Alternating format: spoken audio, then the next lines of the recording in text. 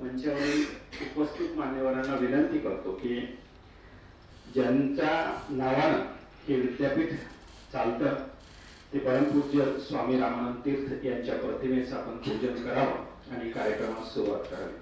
अशा स्वरूपाचे अत्याचार सुरू होते आणि त्यावेळेस स्वामी रामानंद तीर्थ यांनी स्वातंत्र्य सेनानी म्हणून अतिशय उत्कृष्ट असं कार्य केलं.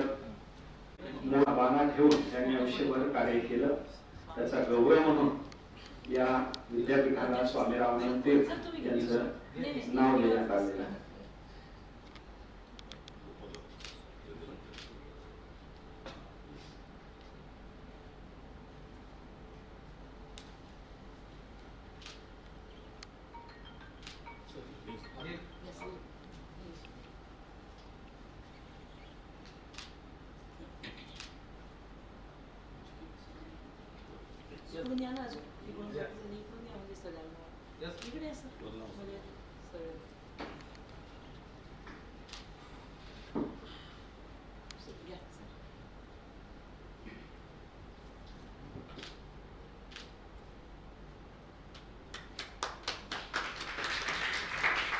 ग्रुप फोटो घेऊ.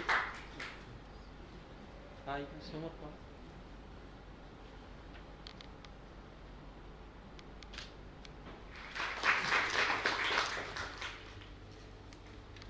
त्याचबरोबर या युवा संसदेचे उद्घाटक म्हणून लाभलेल्या माय भारतच्या युवा अधिकारी माननीय डॉक्टर चंद्रकला रावळकर मॅडम यांचा सत्कार करण्यासाठी मी डॉक्टर गीता वाघमारे मॅडम यांना विनंती करतो की आपण आदरणीय रावळकर मॅडम यांचा सत्कार करावा.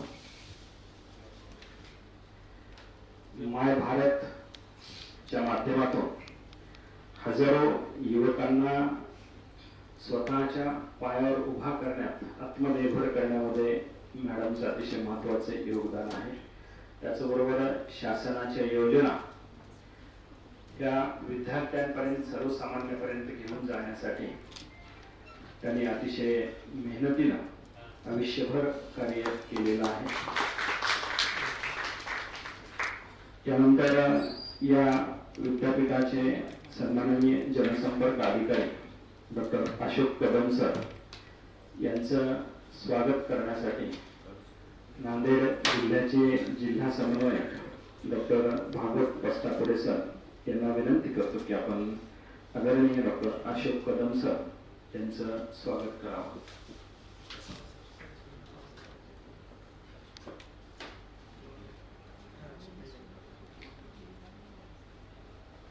एक मिनिट.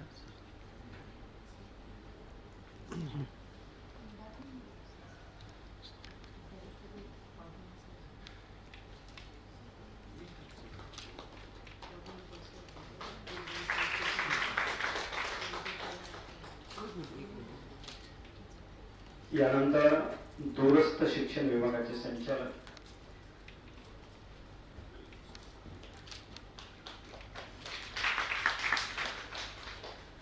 त्याचबरोबर विद्यार्थी विकास विभागाचे संचालक डॉक्टर राजपाल चिखलीकर सर यांचा सत्कार करण्यासाठी मी डॉक्टर अनमोल सर यांना विनंती करतो की आपण डॉक्टर गायकवाड सर यांना विनंती करतो की आपण आदरणीय चिखलीकर सर यांचा सत्कार करावा.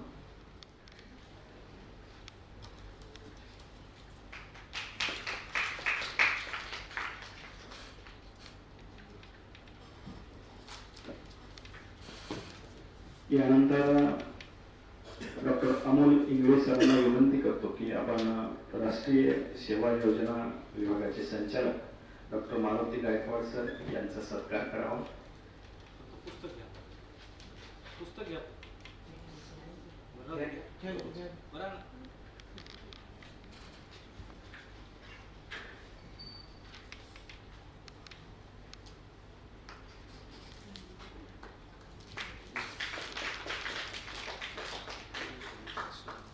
यानंतर उपस्थित मान्यवरांना विनंती करतो की आजच्या या युवा संसदेचे सन्माननीय परीक्षक जे आहेत यांचाही आपण सत्कार करावा.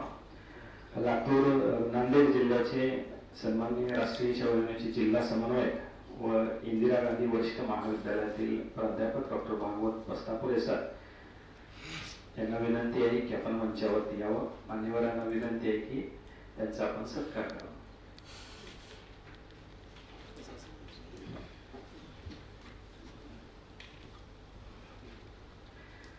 त्याचबरोबर जयक्रांती महाविद्यालयातील इंग्रजी विभागातील प्राध्यापिका डॉक्टर गीता वाघमारे मॅडम यांनाही विनंती आहे की आपण मंचावरती यावं.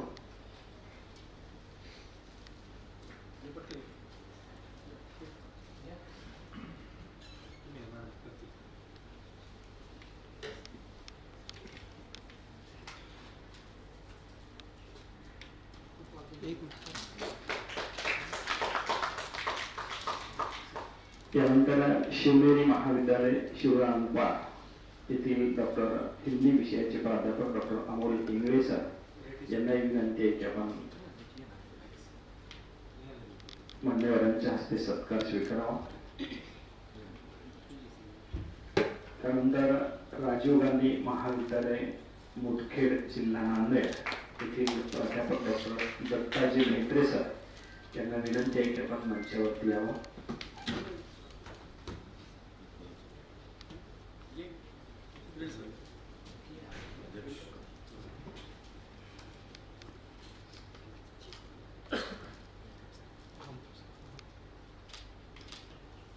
यानंतर पानसरे महाविद्यालय अर्जापूर येथील माननीय डॉक्टर नारायण शिवसेट्टे सर यांनाही विनंती आहे की आपण मंचावरती यावं. मान्यवरांना विनंती आहे की आपण सत्कार करावा.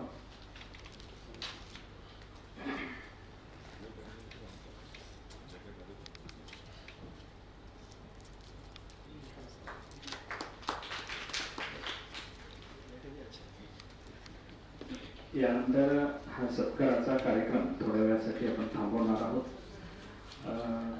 सर्व युवा संसदेमध्ये आपली स्पर्धा सुरू राहील. स्पर्धेचे नियम जे स्पर्धा सुरू होण्याच्या पूर्वी तुम्हाला सांगितले जाते. यानंतर मी राष्ट्रीय सेवा योजना विभागाचे संचालक डॉक्टर मारुती गायकवाड सर यांना विनंती करतो की आपण या निमित्तानं या उद्घाटन समारंभाचं या युवा संसदेच्या आयोजनापाठीमागची भूमिका मांडून प्रास्ताविक करावा.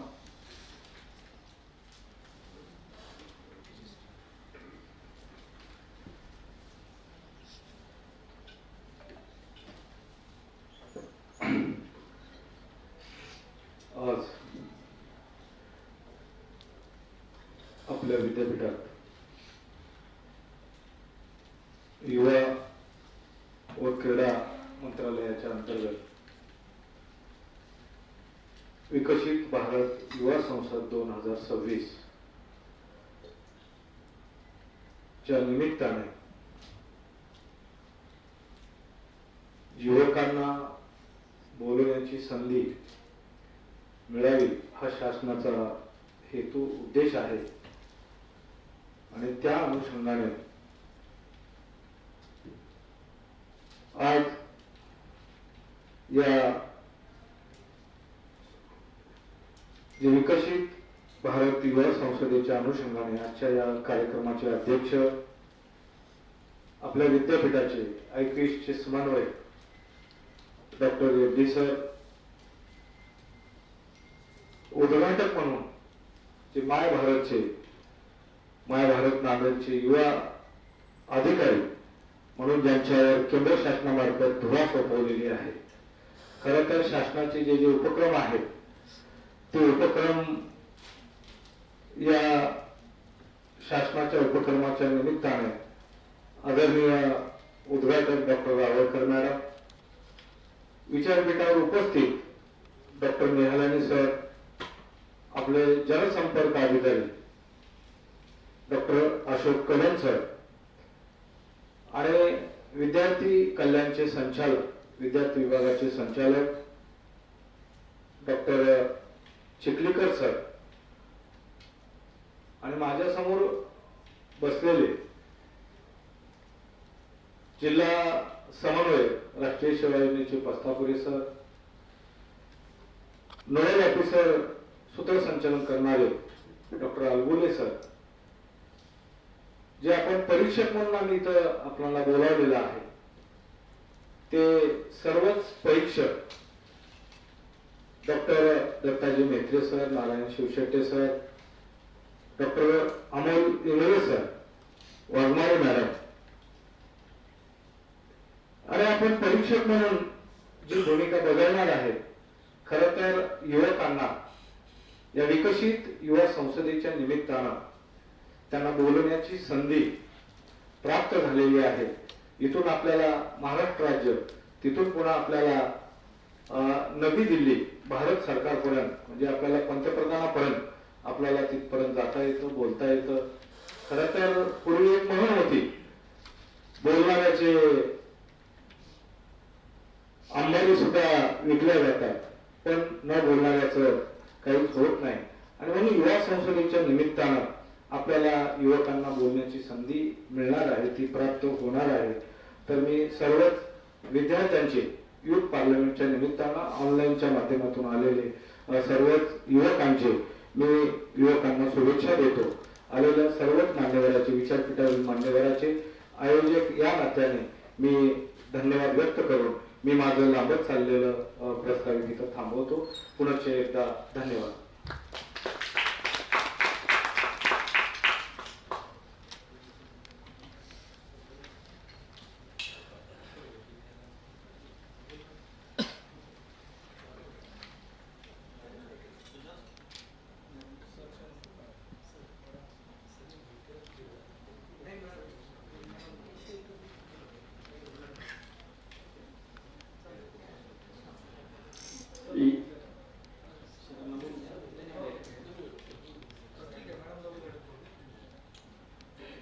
यानंतर खरं तर तुम्हाला सांगायला हरकत नाही की मॅडम 31 तारखेला सेवानिवृत्त होत आहेत, परंतु 31 तारखेपर्यंत त्यांच्या कामाचा एवढा धडाका सुरू आहे की प्रत्येक युवकांना फोन करणं, माय भारत विषयी माहिती देणं, असं अविरतपणे मॅडमनी कार्य केलेलं आहे.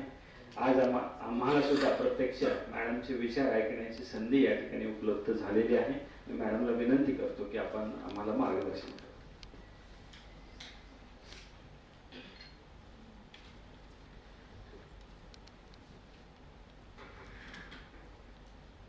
ज्यांच्या नावाने हे विद्यापीठ आहे असे स्वामी रामानंद तीर्थ यांना प्रथम वंदन करते. त्याचबरोबर आम्हा सगळ्यांना ज्यांनी शिकून सवरून उभं केलं असे शाहू, फुले, आंबेडकर, सावित्रीबाई यांना सुद्धा मी नमन करते. आज आपण विकसित भारत युथ पार्लमेंट 2026च्या माध्यमातून इथे एकत्र आलो.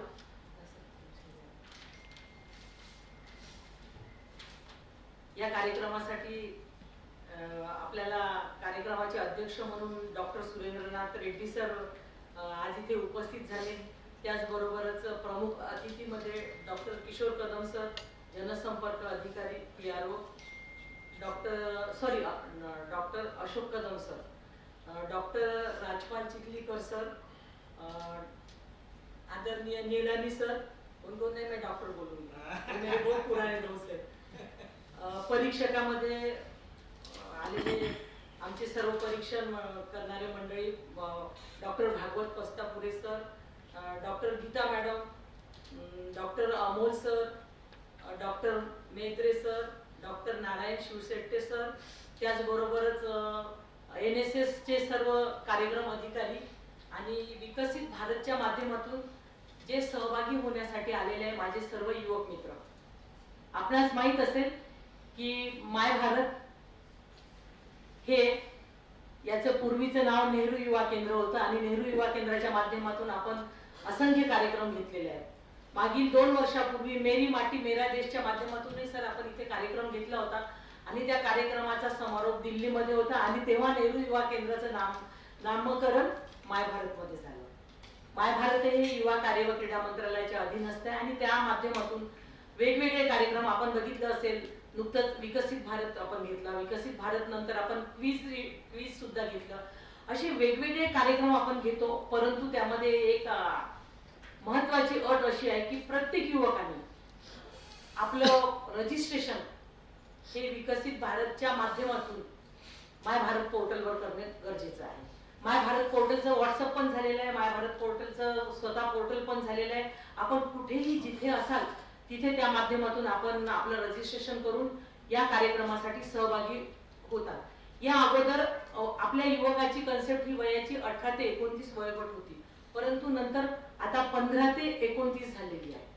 या कार्यक्रमाच्या माध्यमातून तुम्हाला कदाचित आठवत असेल 15 ऑगस्ट मध्ये ज्या लोकांनी क्विज कॉम्पिटिशन मध्ये भाग घेतला ती जी मुलं विनर झाली ती माननीय पंतप्रधानांसोबत सियाचीनच्या दौऱ्यावर होती. आता जी बजेट क्विज मध्ये जी झाली आहे ती पण दिल्लीमध्ये जाणार आहे. आणि विकसित भारत आपल्याला माहित असेल की तुम्हा आम्हा सर्वांचं प्रेरणास्थान स्वामी विवेकानंद आहे आणि स्वामी विवेकानंदांच्या जन्मदिनानिमित्त आपण पूर्ण देशभरामध्ये राष्ट्रीय युवा दिवस आणि युवा सप्ताह साजरा करत होतो. परंतु मागील 1 वर्षापासून युथ फेस्टिवल आपला नाशिकचा जो युथ फेस्टिवल झाला त्यानंतर आता हे युथ फेस्टिवल कमी होऊन त्याचं आता विकसित भारत मध्ये रूपांतर झालेलं आहे.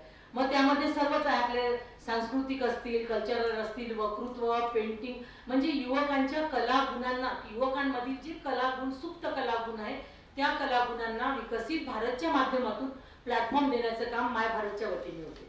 त्याबरोबरच आमची सिस्टर विंग म्हणजे एनएसएस आणि NYT हे आता माय भारत हे एका नाण्याच्या 2 बाजू असल्यासारखं झालेलं आहे. कार्यक्रम NSSने घेतला तरी तो माय भारतवर जातो आणि माय भारतने घेतला तरी NSS वर जातो.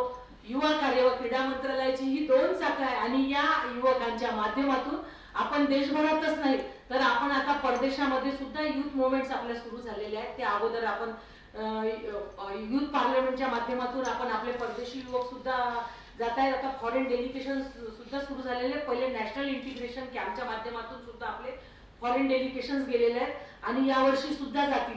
आता या जिल्हा स्तरावर आपल्या ह्या ज्या विकसित भारतमध्ये जे लोक विनर होणार आहेत त्यांच्यासाठी 11 व 12 मार्चला मुंबई विद्यापीठामध्ये राज्यस्तरीय स्पर्धा ठेवलेली आहे. आणि त्या स्पर्धेचे विषय आपल्याला माहित आहे, विषयाचं फार कन्फ्युजन असते युवकांमध्ये. तर पंतप्रधानांचे जे पंचप्राण आहेत, आता पंचप्राण कोणते आहेत ते तुम्हाला शोधायचे. त्या पंचप्राण मधले जे पंचप्राण मधले असतील त्यामधल्या पैकी 5ही विषय जे आहेत त्यावर तुम्ही बोलू शकता. नंतर आता स्टेट लेवलला तुम्हाला कुठला विषय देणार आहे तर तो पण त्या पंचप्राणशीच निगडित असतो. त्यामुळे आपली तयारी यावर ठेवा. जिल्हा स्तरावर जे लोक सहभागी होतात त्यांचं माय भारत आणि NSS विभाग आपला नांदेड जिल्ह्याचे जेवढे पण महाविद्यालय त्या विद्यालयाचे जेवढेही युवक युवती यामध्ये सहभागी झाले त्यांचं मी दोन्ही ऑर्गनायझेशन कडनं स्वागत करते.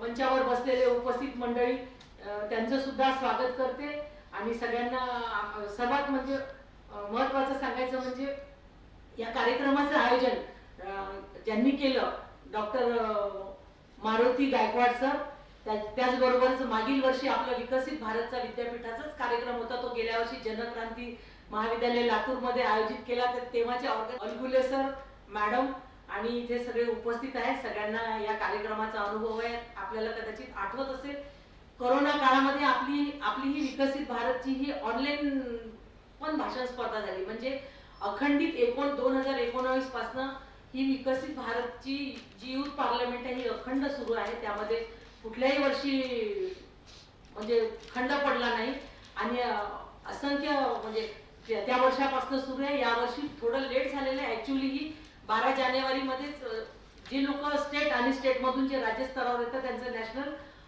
दिल्लीमध्ये होते, परंतु यावर्षी थोडं लेट झालेलं कारण की कार्यक्रमाची वर्दळ एवढी आहे की कार्यक्रम संपत नाही. सरांनी सांगितलं 31 मार्चला मी रिटायर होणार आहे, परंतु आता जस्ट माननीय रक्षा मॅडम आपल्या ज्या मंत्री आहेत युवा कार्य व क्रीडा मंत्रालयाच्या राज्यमंत्री त्यांची आता 8 मार्चच्या निमित्ताने आंतरराष्ट्रीय महिला दिनानिमित्त अस्मिता, कारण की खेळ ही सुद्धा आमच्या युथ लोकांची व्यक्तिमत्व ओळख करून देण्याची एक महत्वाची गोष्ट आहे आणि विशेषतः त्यामध्ये महिलांमध्ये 13 वर्षापासून सर मुली आपण सम्मिलित केलेल्या आहे. त्यामध्ये 3 स्पर्धा ठेवलेल्या आहे, एक 100 मीटर धावणे, 200 मीटर आणि 400 मीटर, त्याचबरोबर बॅडमिंटन. त्यामध्ये 13 वर्षापासून तर रिटायर होणारी व्यक्ती सुद्धा, महिला सुद्धा त्यामध्ये सहभागी होते. अशा पद्धतीचा तो अस्मिता कार्यक्रम आहे. देशभरात फक्त तो 200 जिल्ह्यांमध्ये आहे. 200 जिल्ह्यापैकी तो आपल्या नांदेड जिल्ह्यातही आहे. आणि मला वाटते की तुम्ही सगळ्यांनी आपल्या आजूबाजूच्या ज्या महिला भगिनी, मुली, ताई, माई, अक्का सगळ्या असतील, सगळ्यांना माय भारत पोर्टलवर त्यांचं रजिस्ट्रेशन करून त्या अस्मिताचं सुद्धा रजिस्ट्रेशनचं मी सर्वांना शेअर करेन. त्यामध्ये सगळ्यांनी सहभागी व्हावं. आणि हेच नाही तर माय भारतच्या वतीने असेल किंवा NSSच्या माध्यमातून जेही कार्यक्रम असतील त्यामध्ये तुम्हा लोकांना सहभागी होण्याची संधी आलेली आहे.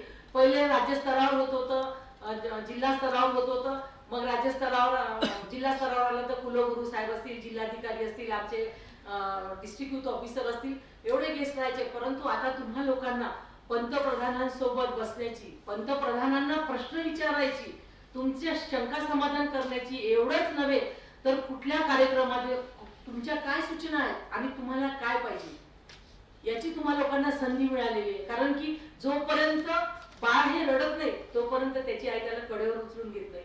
जोपर्यंत तुम्ही लोक एकत्रित होणार नाही, संघटित होणार नाही, तुमचे प्रश्न तुम्ही या माय भारतच्या पटलावरून किंवा NSSच्या पटलावरून तुम्ही जोपर्यंत मांडणार नाही तोपर्यंत हे आपल्या सरकारपर्यंत पोहोचणार नाही. आणि आता हा कार्यक्रम आपला लाईव्ह आहे.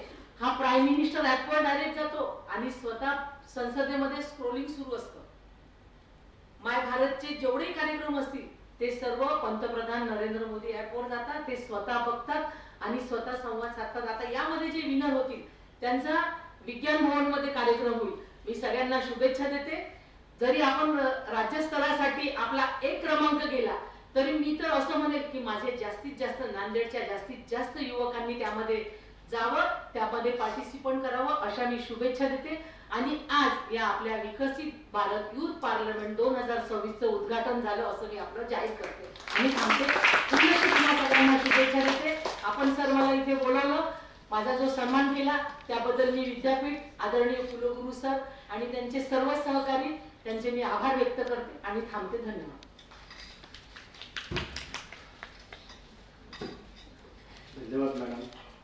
मॅडमच्या प्रत्येक वाक्यामध्ये विद्यार्थ्यांना कुठल्या स्कीम आहेत आणि कशात सहभागी घेतलं पाहिजे याविषयी अतिशय सविस्तर मार्गदर्शन आम्हाला केलं, त्याबद्दल धन्यवाद. यानंतर स्वामी रामानंद तीर्थ मराठवाडा विद्यापीठ नांदेड येथील विद्यार्थी विकास विभागाचे संचालक, जे एक चळवळीचं व्यक्तिमत्व म्हणून विद्यार्थ्यांच्या हितासाठी लढणारं व्यक्तिमत्व, लढ्यातून घडणारं व्यक्तिमत्व म्हणून ज्यांची ओळख आहे ते डॉक्टर राजपाल चिखलीकर सर यांना विनंती करतो की आपण थोडक्यात या ठिकाणी आपलं मनोगत व्यक्त करावं.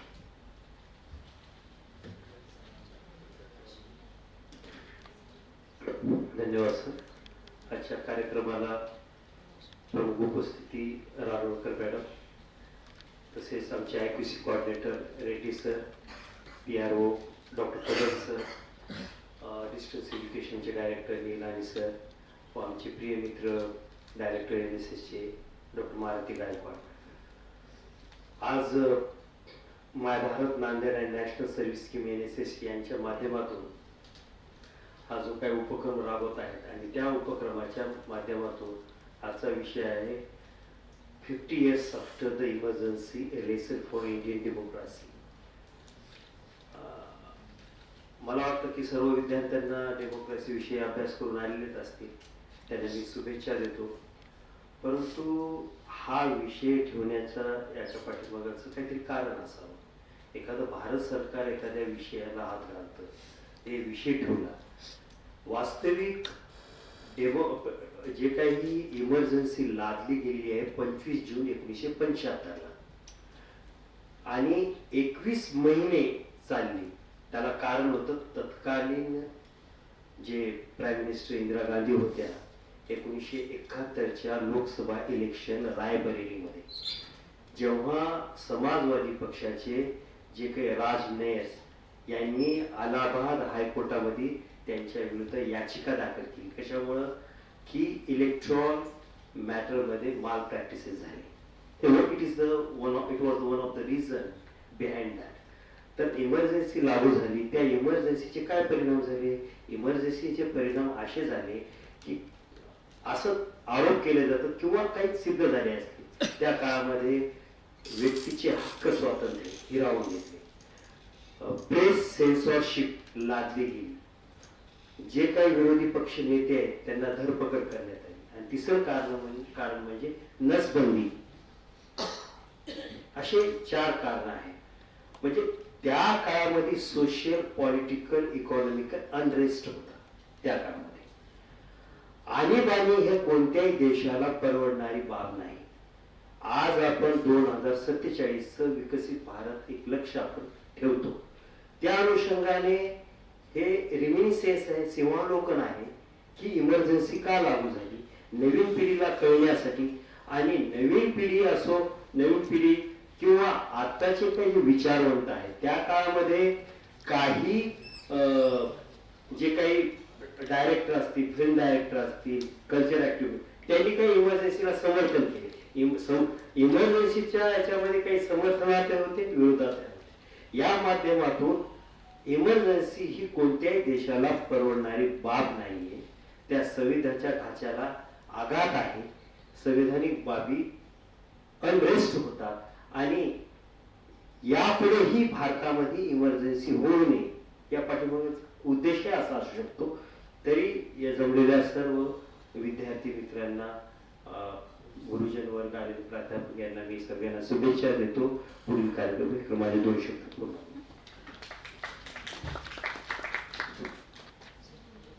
धन्यवाद सर. सरांनी मुद्दे मांडायला सुरू केलं की सहभागी विद्यार्थ्यांनी पेन काढून लिहायला सुरू केलं. आम्हाला आयते मुद्दे सरांनी दिले असं अनेकांच्या चेहऱ्यावर वाटायला लागलं. विषयाशी संबंधित सरांनी अतिशय सविस्तर माहिती या ठिकाणी मांडली, त्याबद्दल धन्यवाद. यानंतर दूरस्थ शिक्षण विभागाचे संचालक डॉक्टर प्रकाश निहलानी सर यांना विनंती करतो की आपण आम्हाला मार्गदर्शन करावं.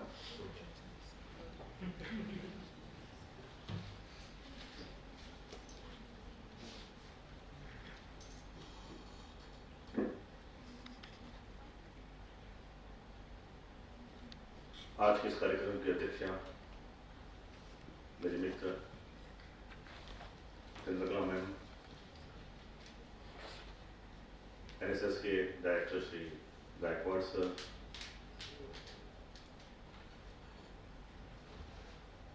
श्री सुरेंद्रनाथ जी रेड्डी सर, कदम सर,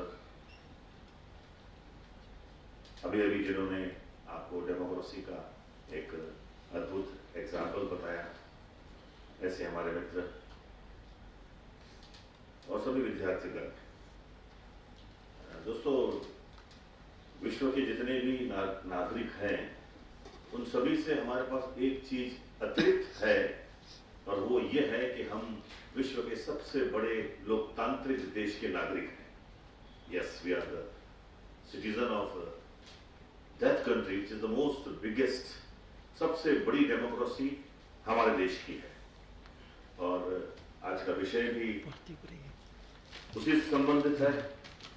तो बाग के कोने में लेटे लेटे हम अपनी प्रियसी से पूछ बैठे, क्यों डियर, ये डेमोक्रेसी क्या होती है? वो बोली, तुम्हारे बादलों जैसी होती है, बहुत तरफती है, तरफाती है, तुम तो आ भी जाते हो मगर वो कभी नहीं आती है।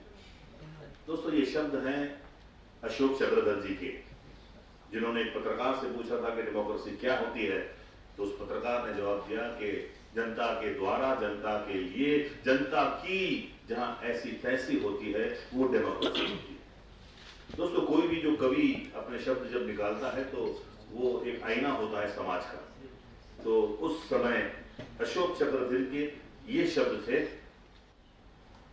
इमरजेंसी के बाद की डेमोक्रेसी, उससे पहले की डेमोक्रेसी और आज की डेमोक्रेसी, बस यही विषय है। आप सबका देखा जाएगा कि आपका वक्तव्य कैसा है, आपके विचार कैसे हैं, आपका कम्युनिकेशन कैसा है, आपके हाथ क्या बोलते हैं, आपके शब्द क्या बोलते हैं, आपके गेस्चर्स क्या बोलते हैं, इन सभी का मिश्रण कर आपको आज जिस प्रतियोगिता में भाग लेना है, वो प्रतियोगिता केवल एक प्रतियोगिता नहीं बल्कि एक मौका आपको दे सकती है सीधे सीधे हमारे प्रधानमंत्री के समक्ष अपनी प्रतिभाओं का एग्जीबिशन, अपनी प्रतिभाओं का प्रदर्शन करने के लिए। तो इतना अच्छा जो ये प्रयोग है एनएसएस द्वारा, अभी 31 मार्च को रिटायर हो रही है मैम जी। तो मैं कहूँगा कि कुदरत की अदालत में उम्र की अर्जी दायर नहीं होती, कुदरत की अदालत में उम्र की अर्जी दायर नहीं होती, व्यक्ति रिटायर हो जाता है मगर उसकी खूबियां कभी रिटायर नहीं होती। तो खूबियों से भरी हुई है हमारे मित्र।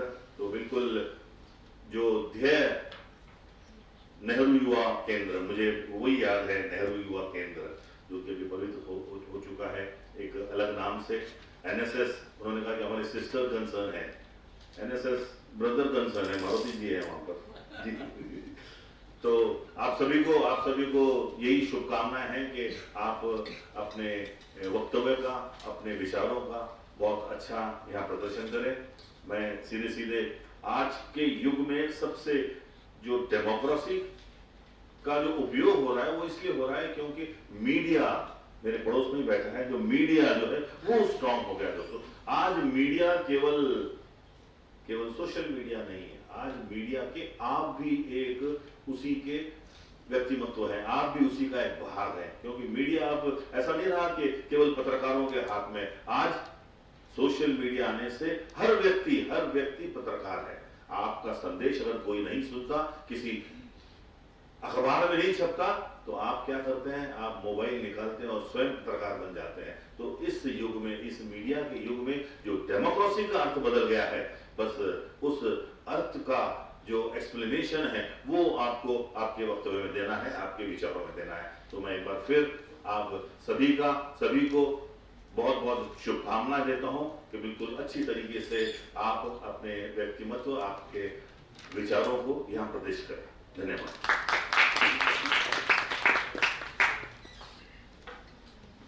धन्यवाद sir.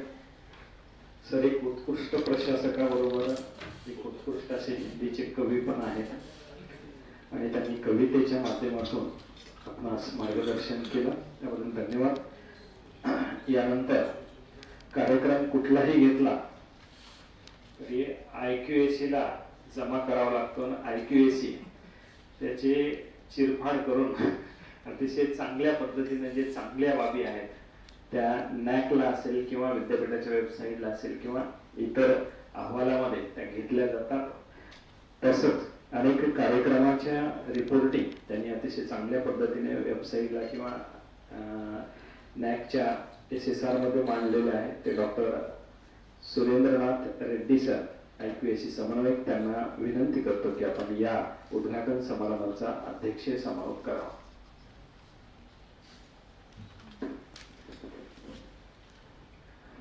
Good afternoon, respected as especially Dr. Chandrakala Rawalkar ma'am, District Youth Officer of My Bharat Nanded, and all our colleagues, teachers and students. First of all, welcome to this nice initiative, Youth Rolling Vikasit Bharat. कितना लोग participate कर रहे हैं इधर? Okay, मैं जितना observe KIA सब वही लोग हैं। जब से प्रोग्राम चालू है कुछ तो कुछ पढ़ रहे हैं, मेमोराइज कर रहे हैं, पेपर में देख रहे हैं, इधर कुछ तो चल रहे, ज्यादा ध्यान नहीं दे रहे। मैं सबको देखा था, जिसको कंपटीशन नहीं है वो थोड़ा रिलैक्स बैठा है, लेकिन ये उल्टा होना चाहिए, जिसको कंपटीशन है ना वो रिलैक्स बैठना है। मेरा बोलना ये है कि ये कंपटीशन है ना, एग्जाम नहीं है कि आप पूरा 10-15 पेजेस लिखो या 4-5 पेजेस लिखो, एज इट इज प्रोड्यूस करो, आपको प्राइज मिल जाएगा, वो नहीं है। दी इंटेंशन ऐसा है कि आप कितना समझ के लिया और अच्छे तरह से कैसे बताए। तो मेरा एक ही सजेशन है इधर, जितना भी है, जो आप लिखा है पेपर पे एज इट इज पढ़ने को कोशिश मत करो। और आपको कुछ शब्द याद नहीं आया, वो रिकॉल करने के लिए आप रुको मत, हाँ वो करके, हाँ समझ में आएगा मैं क्या बोल रहा हूँ। आपका फ्रेंड के साथ आप एक टॉपिक के बारे में कैसे एक्सप्लेन करते, वो ऐसे एक्सप्लेन करना है। ये प्रिपरेशन वगैरह अभी तक होना चाहिए, और आप ऐसा बात करना है कि उससे आप सच में आप कुछ समझ के लिया और आपका ओपिनियन बता रहे। आपका टीचर ने या आपका इंटरनेट ने कुछ तो दिया इंफॉर्मेशन, वो एज इट इज नहीं बताना चाहिए।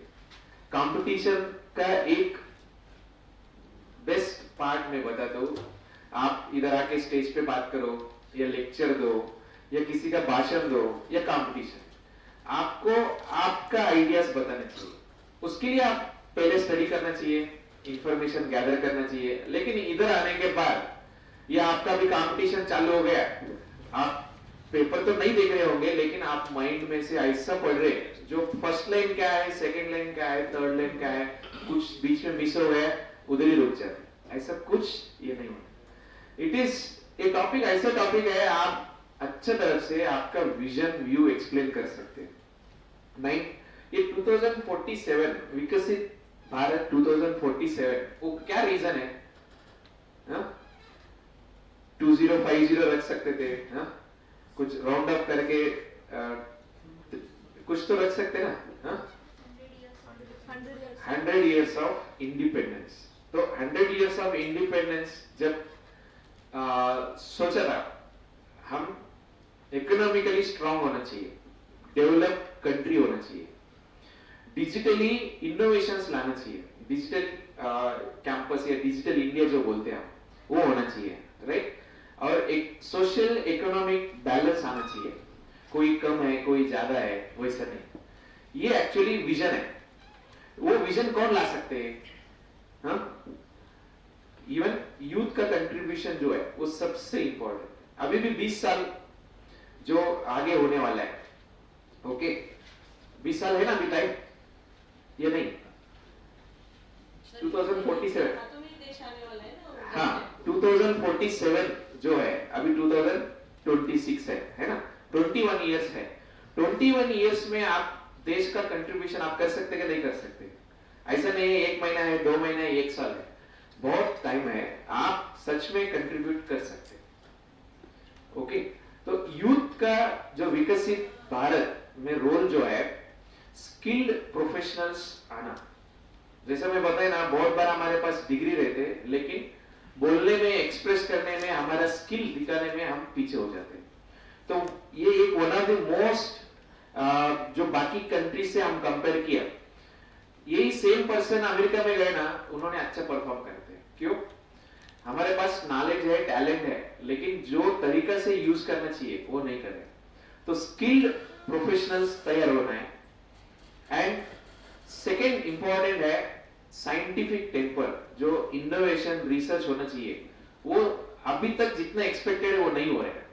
ओके, चाइना हमारे से बहुत बहुत आगे गए, हम सिर्फ चाइना से झगड़ा करके पीछे चले गए। ओके, मुझे पॉलिटिकली कुछ भी बात नहीं करना है, लेकिन चाइना का जो इनोवेशन है आप देखा ना, हैरान हो जाते। अमेरिका भी उसका सामने कुछ भी नहीं है। अब ये जो वर्ल्ड वार, ये जो भी वार हो रहे ना, ये एक्चुअली अमेरिका और चाइना की वजह से सब कुछ होता है। वो दोनों का डोमिनेशन जो है, ये बाकी सब सामने दिखने वाला जस्ट डमी है। ओके, तो इसका मेन रीजन क्या है? America is not digesting the progress of others. हमारे इंडिया के ऊपर भी उनको गुस्सा है, लेकिन अभी भी हम वेट कर रहे हैं, we are need some more time. तो वो टाइम आप दे सकते हैं। बाय 2047 हम पूरा दुनिया, वर्ल्ड को हम लीड करना चाहिए in terms of innovation, technology. किसी के ऊपर हम डिपेंड होना जरूरत नहीं है। एज ऑफ नाउ चाइना वो कंडीशन में है, तो हम उसको, मैं हमेशा बोलता हूं, एकेडमिकली में रोल मॉडल किसी अच्छा है उसको लेना है, दूसरा हम कुछ लेना देना नहीं है। Then third one is most important, कि आप एक रोल मॉडल सिटीजन बनना चाहिए। You should be the responsible citizen. वो आपका हाथ में है, कैसे बिहेव करना, कैसे बोलना, कैसे रिस्पॉन्ड होना, ये सब आजकल हम देख रहे। We are losing moral values. Moral value नहीं है तो आप सिटीजन कैसे बनेंगे? Then the fourth one, the most important is global ambassador, जो एज ए यूथ आप ही एम्बेसडर बन सकते हैं। यूथ बोले तो हम भी यूथ है, ओके। तो हम, हमारा हमारा नांदेड़, हमारा जो मराठवाड़ा रीजन से लेके हमारे इंडिया के बारे में बोलना चाहिए। कहाँ भी मौका मिला हम we are the ambassadors of our country, वो यूथ लेके जाना है। ये जो 4 है, ये 4 स्टूडेंट या यूथ का रिस्पॉन्सिबल है। एक स्किल बनना, आप एज ए स्किल्ड आदमी बनना है और साइंटिफिकली कुछ रिसर्च इनोवेशन करना चाहिए। थर्ड, रिस्पॉन्सिबल सिटीजन बनना है और फोर्थ, एम्बेसडर बनना है कि आपको प्राउड होना चाहिए कि हमारा कंट्री के बारे में सबको बताना है। ओके, तो ये होना है तो आप सिंसियरली काम करना चाहिए। जैसे मैडम ने बोला 100 स्टूडेंट्स दे हैव इनवाइटेड, लेकिन अभी 20-25 स्टूडेंट्स आए, but it is still good, अच्छा है। जो कुछ भी नहीं है उससे अच्छा है। आज नहीं तो कल, कल नहीं तो परसों, या 1 साल 2 साल के बाद ये सिचुएशन बदलेगा कि ये कंपटीशन में आने के लिए क्यों लगेगा। ओके, तो I really appreciate the initiatives ma'am, thank you very much. और इसमें जितना भी बच्चा है 25 लोग जो पार्टिसिपेट कर रहे, वो सच में ये एक इवेंट लेके आप ट्रूली इंस्पायर होके एक यूथ आइकॉन फॉर विकसित भारत बना। That is the successful of this event. Okay, prize मिलेंगे नहीं मिलेंगे वो कुछ भी ये नहीं है। जो सामने जज बैठेगा उसको लगेगा कि ये ठीक है तो प्राइज मिल जाएगा।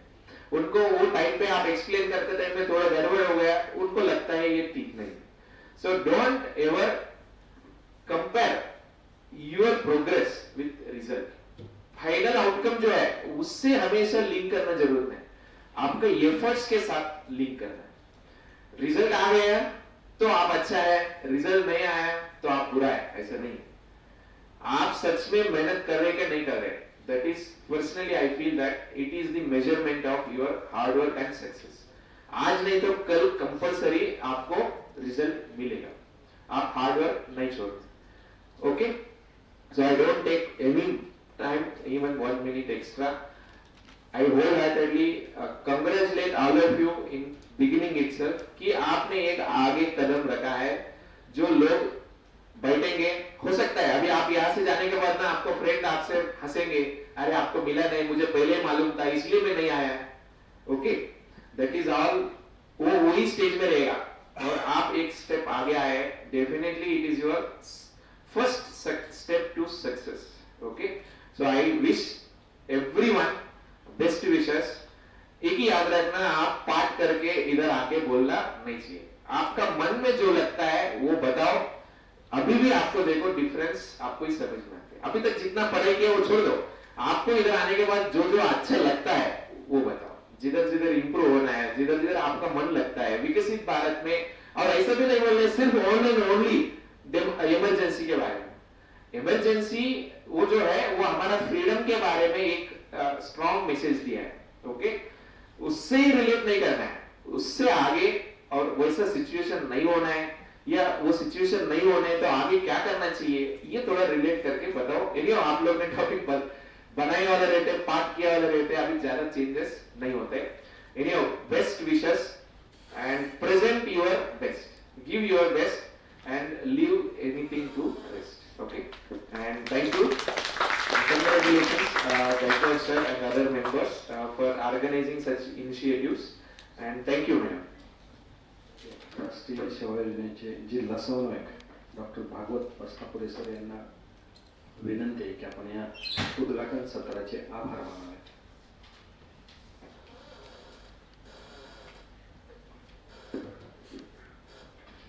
धन्यवाद सर।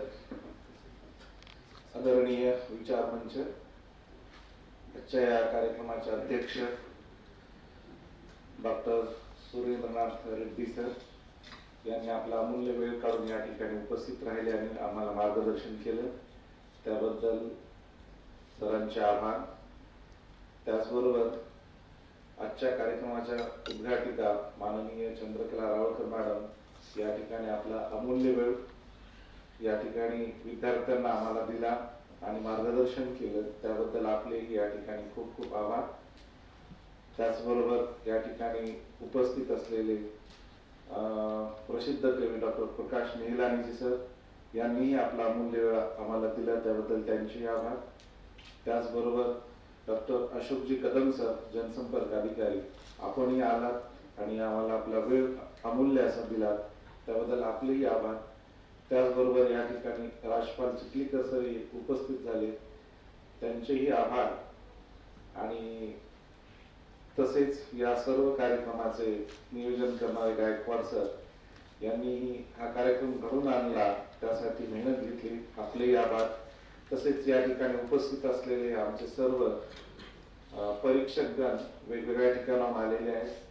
त्यामध्ये इंगळे सर असतील, मेहत्रे सर असतील, नारायण सर असतील, वाघमारे मॅडम असतील आणि उपस्थित सर्व विद्यार्थी आणि मीडियाचे सर्वजण उपस्थित असलेले आपल्या सगळ्यांचे आभार. आणि या ठिकाणी अध्यक्षाच्या परवानगीनं राष्ट्रगीतानं कार्यक्रमाची सांगता होईल. आपण सर्वजण या ठिकाणी आहे त्या ठिकाणी उभं राहावं आणि राष्ट्रगीतानंतर आपल्या सर्वांचा एक सामूहिक फोटो होणार आहे. मंचावरचे पाहुणे असंच थांबतील, आपण पुढे येऊन थांबायचं, परीक्षक तेवढं बरे येतील. प्रेम सावधान, एक साथ राष्ट्रगीत शुरू करेंगे. शुरू कर.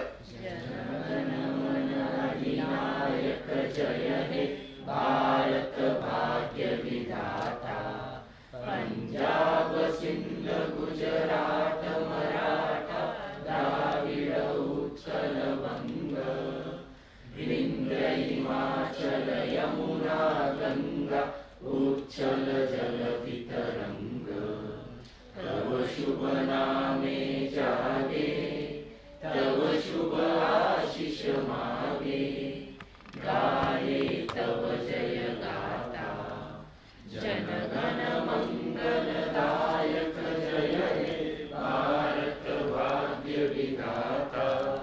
जय हे जय हे जय हे जय जय जय जय हे.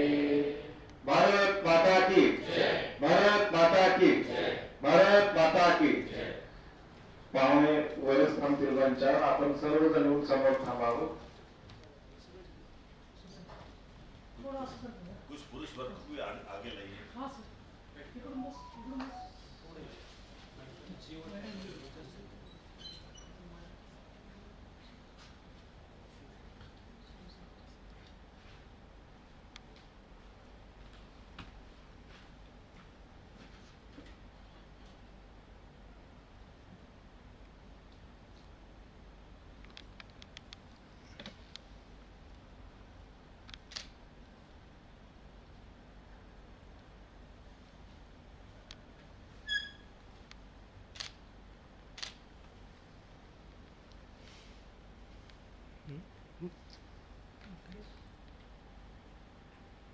काय